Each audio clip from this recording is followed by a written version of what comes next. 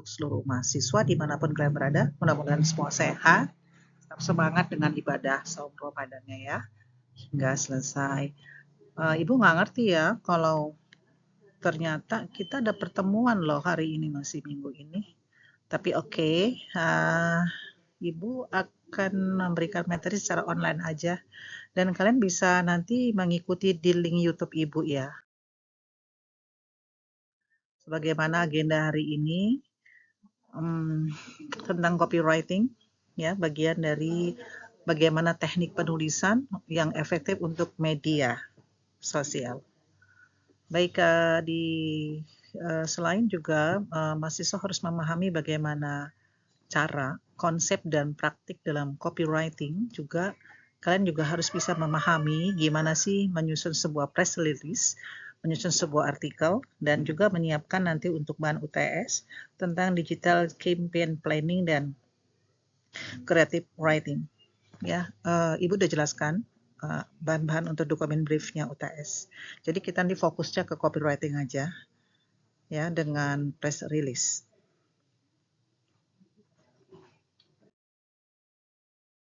Copywriting dan press release itu bagian dari bentuk komunikasi yang kreatif.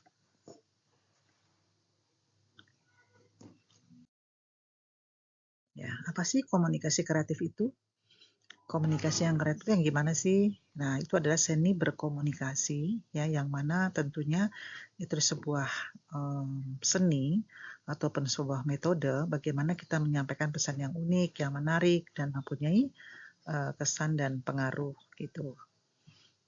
Ya, dan tentunya pesan yang disampaikan juga harus membuat suatu ikatan gitu ya, membangun koneksi emosional dengan audiens.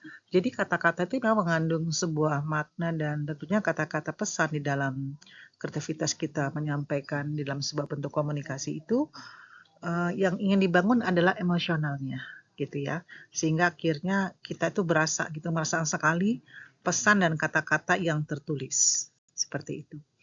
Kalau sedikit saya menyampaikan menghubungkan karena ini bulan Ramadan ya, nggak apa-apa kan, sedikit-sedikit kita menyinggung sedikit religius gitu ya.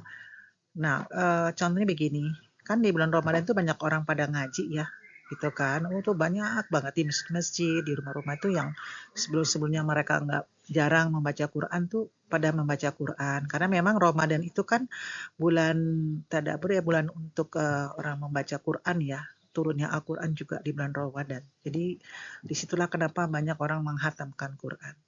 Nah, di dalam Quran itu kita suka melihat terjemahan yang mana kata-kata terjemahan di sana itu kan kalau kita lihat hanya sebatas kata-kata aja gitu loh. Nah, bagi kita mungkin yang membaca terjemahannya itu apabila tidak terbangun sebuah emosional, maka nggak akan berasa gitu.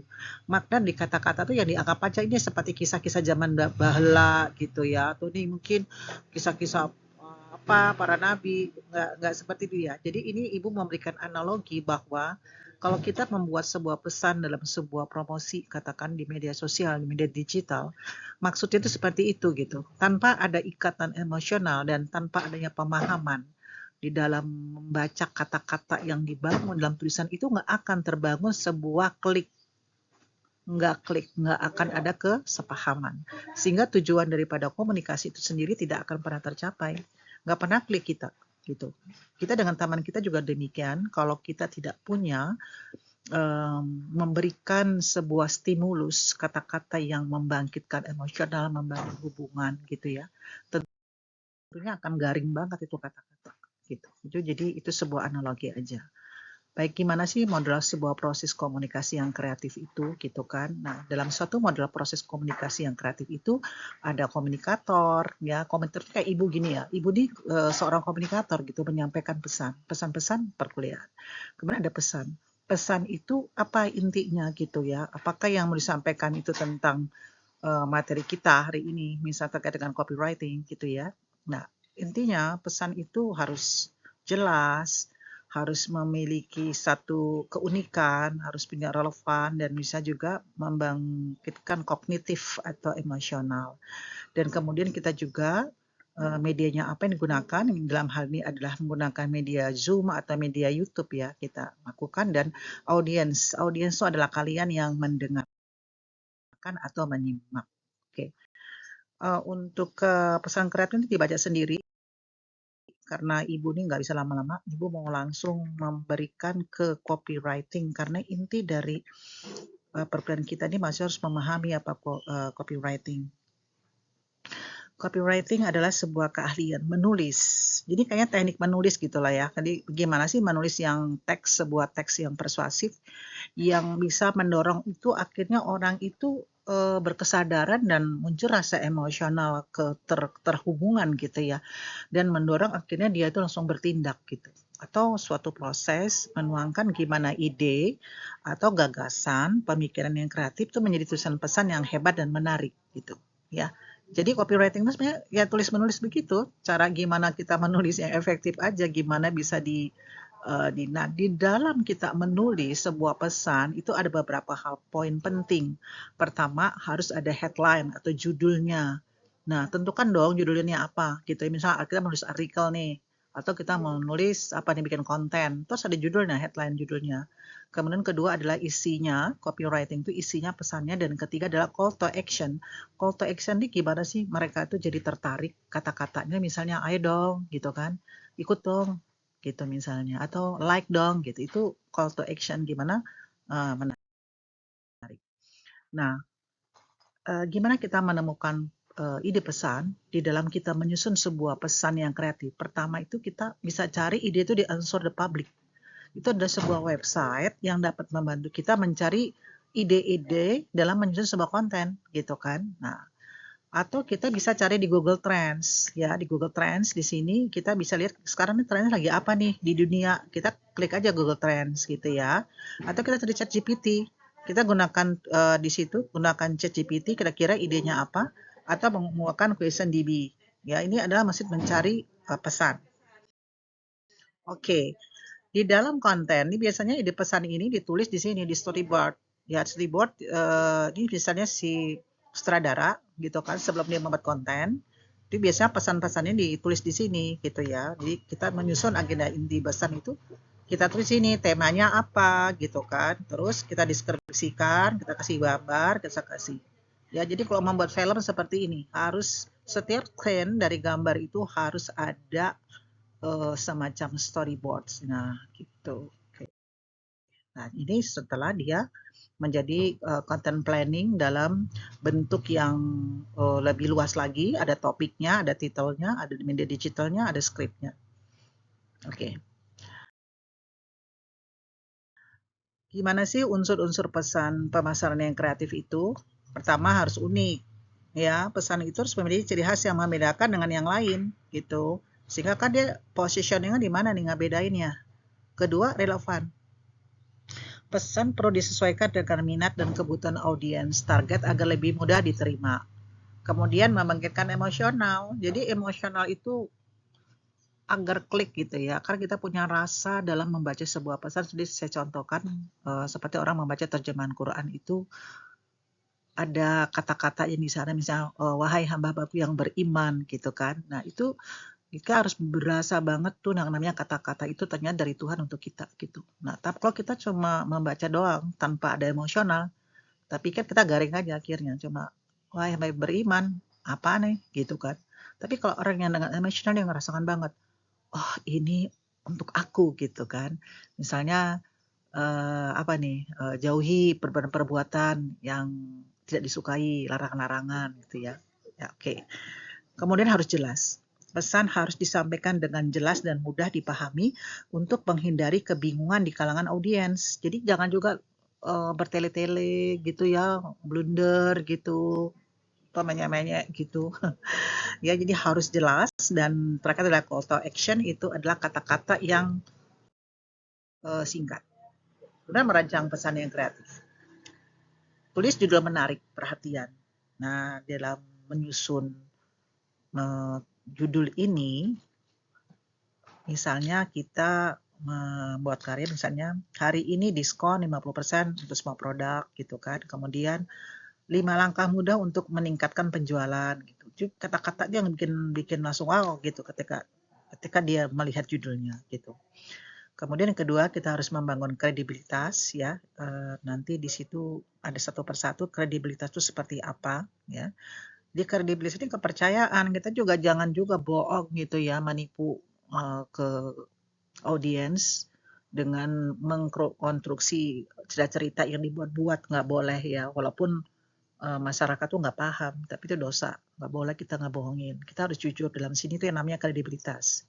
Kemudian spesifik, ya harus kita pastikan bahwa mempunyai sebuah pesan yang mendorong mereka itu melakukan tindakan gitu ya, setelah mereka itu menyadar gitu kan, terkulik gitu, gitu kan, terus dia akhirnya paham dan dia sadar dan kemudian itu melakukan tindakan gitu. Nah, storytelling ini adalah bentuk semacam kisah yang digunakan, model penyampaian konten yang dengan storytelling gitu ya, kan banyak tuh macam-macamnya. Nah, tentunya ini kita mengandung unsur visual di dalam storytelling ini juga bahan cerita, juga harus komunikatif dan menggunakan emosional, desain yang bagus, informatif, dan call to action. Ibu ini mau langsung contoh pesan yang kreatif. Nah, ini contoh-contoh gimana creative marketing copywriting. Kalian pernah lihat kan ini lagi zaman-zaman Idul Fitri ya. Ini ada Uni New nih bikin mohon maaf lahir dan batin buat billboard ini ya. Karena yang biasa desain sudah pada mudik. Jadi saya ingin mengucapkan selamat hari Idul Fitri. Lucu ya. Jadi di sini dia mengucapkan tulisan pakai tulisan kayak anak kecil. Dia cerita kalau yang biasa desain tuh pulang mudik. Jadi dia nulis gitu aja gambar anak kecil pakai SEO gitu. Nah ini contohnya. Nah ini ada yang kedua adalah contoh pesan kreatif Gojek. Bayangin Gojek itu nulis di jalan raya segini gede. Tahu nggak tulisan apa ini? Hai kamu. Iya kamu coba bayangin deh. Coba bayangin kalau pagi ini bisa nyampe kantor lebih cepat, buka pintu kantor, nggak bla bla bla bla. Pokoknya dia tuh kayaknya cerita gitu dalam satu lembar kertas yang ditempel di billboard di tengah jalan yang ukurannya besar. Jadi kan orang menarik tuh, apa tulisannya ya, orang ingin baca. Itu contoh pesan kreatif dari Gojek. Nah, ini juga ada pesan unik dengan rima kata. Kata-katanya begini, gabung bikin untung, pengiriman instan ongkirnya gratisan. Atau di sini mereka nulisnya yaitu tadi ya, pakai an semua. Pengiriman instan ongkirnya gratisan, ini dari Tokopedia. Contoh lainnya pesan headline yang menarik, unlimited movies, TV shows, and more. Ini iklan Netflix ya. Anda dapat menonton acara TV atau film sesuka hati di mana aja gitu. Kemudian pesan kreatif yang lainnya adalah headline question ya. Jadi misalnya gini, menurutmu pelanggan lebih suka yang mana gitu. Dia nunjukin dua model gambar mie ayam gitu. Terus dia tanya, bukan alih-alih menawarkan keuntungan atau manfaat, tapi dia malah nanya, kamu mau kemana gitu. Kayak tiket.com itu, kamu mau kemana hari ini gitu. Jadi iklannya itu malah nanya gitu. Ya, itu namanya headline question. Dan pesan sederhana juga mudah diingat seperti Indomie. Di sini siapa aja jago bikin Indomie enak. Ya, jadi siapa jago bikin Indomie. Nah, ini contoh-contoh yang sampel banget ya. Juga ini ada yang singkat dan inovatif. Misalnya Hi Yellow. Ya, ini merupakan adaptasi dari copywriting produk Apple yang berwarna kuning. Nah, di HP-nya tuh Hi Yellow gitu. Oke. Kemudian, nah ini ada pesan kreatif yang emosional. Dia dari iklan ABC, di sini saatnya suami sejati masak. Terima kasih. Wah, gitu ya. Kan biasanya selama ini perempuan yang masak. Ini saatnya suami sejati masak. Terima kasih. Ya, ada juga iklan lainnya ya. pesan kreatif dengan influencer. Di sini ada Raffi Ahmad. Saya lihat. Oke, di sini. Misalnya alat dapur inovatif, nama brandnya Kitchen Express. Di sini jangan biarkan dapur membuatmu stres, gitu kan? Kenapa dia menulis kata-kata seperti itu? Dia maksudnya di sini dia menyediakan alat dapur yang bisa cepat sekali masak, gitu loh. Nggak mudah gosong dan cepat banget dan cepat panas. Sehingga dibilang jangan biarkan dapur membuatmu stres. Contoh lainnya Milo. Rasa lebih coklat yang bikin semangat. Padahal kan Milo orang tahu coklat, tapi dia memberi contoh rasa lebih coklat yang bikin semangat. Ya, jadi di sini ada emotional kopi apa ya? Emotional itu ada gambar coklat yang masuk ke dalam kotak gitu kan, kayaknya bikin gimana gitu ya, yang suka coklat. Oke, baik, ini bisa dibaca nanti. Ya.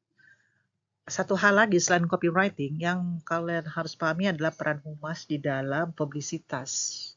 Karena salah satu fungsi dari admin vokasi ini adalah bagaimana kalian itu bisa menjadi seorang public relation gitu ya, yang bisa mempublisitas atau mempublikasikan pesan-pesan perusahaan atau pesan-pesan dari tempat kalian itu instansi atau penelaga melalui media digital gitu ya, sehingga akhirnya harus memahami tidak saja media digitalnya, tetapi juga kalian harus memahami kriteria publisitas itu yang gimana gitu. Jadi nggak asal sembarangan kita itu memasukkan sebuah pesan ke masyarakat gitu ya. Kita harus memahami publisitasnya ini apa nih? Mau publis produk kah gitu ya? Apakah mau publis kelembagaan kah institusinya?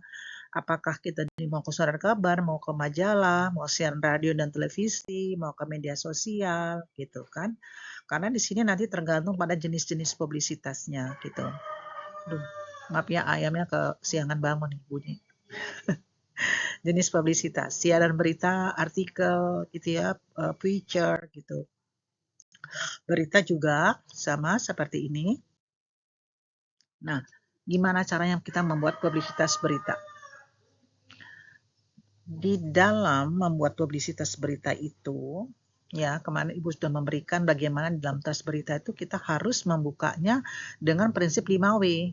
Who, what, who, siapa lagi? Why, when, who, with, when, and why. Siapa, apa, bila mana, mengapa, di mana. Jadi harus benar-benar namanya teras berita itu bisa mewakili kisah berita yang lengkap. Berita yang kurang penting itu diletakkan pada paragraf setelahnya. Nah, kemudian siaran berita harus ringkas dan faktual, ya. Oke. Nah, siaran berita ini biasa ditulis di atas kertas yang A4 gitu dan diberi nama perusahaan, ada nama, alamat, nomor telepon, kemudian ada spasinya 2 aja, kemudian ada tanggal siarannya dan boleh juga sih 2 halaman ya. Ini beberapa contoh saya dulu dimasukkan di koran. Kegiatan perusahaan dalam PR. Saya mau langsung aja masuk. Nah, ini yang menjadi inti press release ya. Kalau kalian nanti magang diminta oleh perusahaan untuk membuat bagaimana sebuah berita penting yang namanya press release, maka yang harus diperhatikan adalah date atau timingnya, ya tanggal dan waktunya, kemudian kapan dirilisnya, ya, kemudian titelnya, judulnya, kemudian lokasinya itu tentang alamat, kemudian pada paragraf pertama itu adalah pembuka. Oke, paragraf itu adalah intronya aja. Misalnya dengan ini kita menyampaikan sebuah pemberitaan dari perusahaan gitu kan. Kemudian di tengah-tengahnya jangan lupa 5W-nya dimasukkan. Who, what, where, why, when. Siapa? Siapa yang memberitakan ini? Apa yang mau diberitakan itu tentang apa? Di mana kejadiannya? Mengapa itu terjadi dan kapan? Ya, kemudian selanjutnya adalah about atau bio dari si pemilik perusahaan yang menyampaikan berita tersebut. Dan sebagai yang paling bawah adalah contact details ya. Jadi kontaknya bisa dengan webnya kah, emailnya kah gitu ya. Jadi namanya press release seperti ini. Jadi kalau kalian nanti diminta ya harus bisa memahami gimana sih membuat sebuah press release. Ibu rasa cukup deh ini ya. Untuk press release ini, nanti untuk lebih detailnya kalian bisa membacanya dengan lebih jelas lagi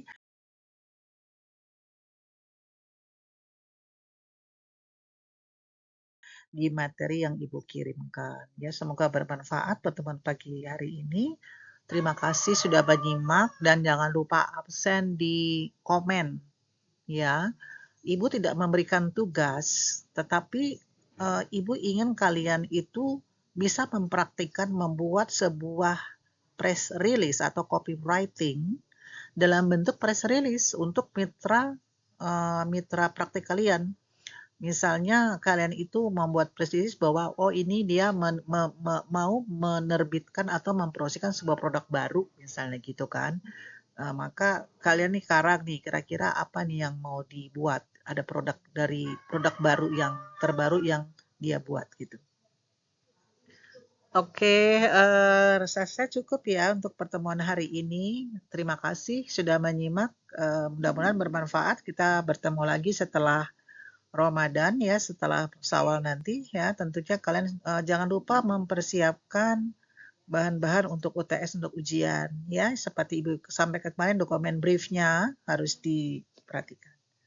Ya, untuk pertanyaan yang ingin ditanyakan silakan di kolom komentar ataupun di WA Group. Terima kasih, selamat berakhir Ramadan, selamat Lebaran, maaf lahir dan batin. Assalamualaikum.